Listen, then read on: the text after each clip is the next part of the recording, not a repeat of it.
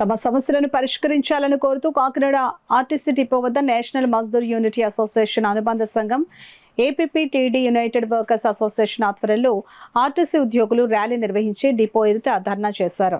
Garage ఉద్యోగుల సమస్యలను వెంటనే పరిష్కరించాలని, మహిళా ఉద్యోగుల సమస్యలను వెంటనే పరిష్కరించాలని నినాదాలు చేశారు. ఈ సందర్భంగా సంఘం రాష్ట్ర నాయకులు సూర్యచంద్రరావు, గంగాధర్లు మీడియాతో మాట్లాడారు. అన్ని కేటగిరీ ఉద్యోగుల కొరతను వెంటనే భర్తీ చేయాలని, ఈపీకే, కేఎంపీఎల్ పేరుతో వేధింపులు మానుకోవాలని, డబుల్ డ్యూటీ అమౌంట్ను పెంచాలని డిమాండ్ చేస్తున్నామని అన్నారు. ఈ కార్యక్రమంలో జిల్లా కార్యదర్శి ఏవీరావు, జిల్లా చైర్మన్ కె శ్రీనివాసరావు, ప్రకాష్, చక్రం తదితరులు పాల్గొన్నారు. ఏదైతే 1/19 సర్క్యులర్ ఉందో ఈ 1/19 సర్క్యులర్ అనేది ఆర్టీసీలో ఉన్నటువంటి కింద స్థాయి ఉద్యోగులు ఎవరైతే ఉన్నారో, ఇంక్లూడింగ్ మా సెక్యూరిటీ వారైతే ఎవరైతే ఉన్నారో వాళ్ళ గురించి కూడా ఈ రోజున మేము ఈ పోరాటం చేస్తున్నాం. ఈ పోరాటం యొక్క ముఖ్య ఉద్దేశం అయితే ఆర్థికపరమైన ఇబ్బందులు ఏవైతే ఉన్నాయో, మరి ఈ రోజున పే స్కేల్ అగ్రిమెంట్ గవర్నమెంట్లో విలీనం చేస్తున్నాం పేరుతో ఇప్పటి వరకు కూడా పే స్కేల్ అగ్రిమెంట్ జరగలేదు. అలాగే ఏవైతే డిఏలు ఉన్నాయో డిఏలు అన్నీ కూడా పెండింగ్లో ఉన్నాయి. అలాగే ఎన్కేజ్మెంట్ పేరుతో మాకు ఉన్నటువంటి లీవులన్నీ కట్ చేసి ఇప్పటి వరకు కూడా ఎన్కేజ్మెంట్ కూడా ఇవ్వలేదు. మరి చాలా దారుణమైనటువంటి పరిస్థితుల్లో ఈ యాజమాన్యం ఉంది. ఈ యాజమాన్యం ఏదైతే మేము శాంతియుతంగా ఈ ఉద్యమాన్ని చేస్తున్నామో ఇప్పటి వరకు పట్టించుకోకుండా మరి నిమ్మకు నీరెత్తినట్లు ఉన్నారు. ఖచ్చితంగా మేము హెచ్చరిక చేస్తున్నాం.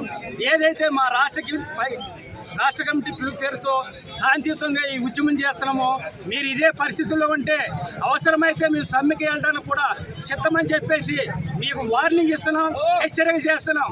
దయచేసి ఇప్పటికైనా యాజమాన్యం ప్రభుత్వం గుర్తించి మా సమస్యలను పరిష్కరించి మా కార్మికులు న్యాయం చేస్తారని రాష్ట్ర కమిటీగా మీకు తెలియపరుస్తూ, మరి ఉద్యోగస్తులు వాళ్ళకి అనారోగ్యంగా ఉన్నప్పుడు కానీ వాళ్ళు హాస్పిటల్లో జాయిన్ అయ్యి సిక్ సర్టిఫికేట్ తీసుకొచ్చి ప్రొడ్యూస్ చేసినప్పుడు సిక్కులకు సంబంధించి మరి national Mazdoor unity association representation మేరకు యాజమాన్యం ఏదైతే మరి సర్క్యులర్ జారీ చేశారో ఆ సిక్కు కాలం ఏదైతే ఉందో సిక్కు కాలానికి కమిటేషన్ అనేది ఏదైతే ఉందో పూర్తి శాలరీ ఇవ్వాలనేది మా యొక్క ప్రధాన డిమాండు.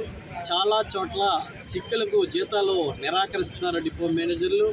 మరి ఆ విధానం విడనాడాలి.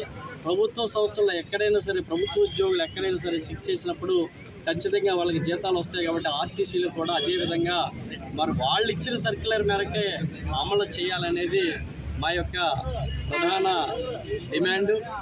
అలాగే అన్ని కేటగిరీల్లో కూడా ఏపీపీటీడీలో 2020 తర్వాత మెర్జ్ అయిన తర్వాత ప్రమోషన్స్ సౌకర్యాలు ఏవైతే ఉన్నాయో ఎవ్వరికి కూడా ప్రమోషన్ రాకుండా అప్పటి నుంచి కూడా మరి ఏదైతే అర్హత ఉన్న వాళ్ళు ఎవరైతే ఉన్నారో కనీసం ఒక్క ప్రమోషన్ కూడా ప్రభుత్వంలో ఏదైతే ఉందో సుప్రీంకోర్టు ఆదేశాలు ఏదైతే ఉన్నాయో ఒక్క ప్రమోషన్ తీసుకుని అయినా సరే ఉద్యోగస్తుడు రిటైర్డ్ అవ్వాల్సిన ఆవశ్యకత ఉంది. కానీ ఏపీఎస్ఆర్టీసీలో ఏ కేటగిరీలో అయితే నియామకం జరిగాడో అదే కేటగిరీలో రిటైర్డ్ అయ్యే పరిస్థితి ఏదైతే ఉందో ఈ 4 సంవత్సరాల నుంచి కూడా మెర్జ్ అయిన తర్వాత మరి భర్తీ చేయవలసిన అవసరం, ప్రమోషన్ భర్తీ చేయవలసిన అవసరం కూడా ఉందనేది మా యొక్క ప్రధాన డిమాండు.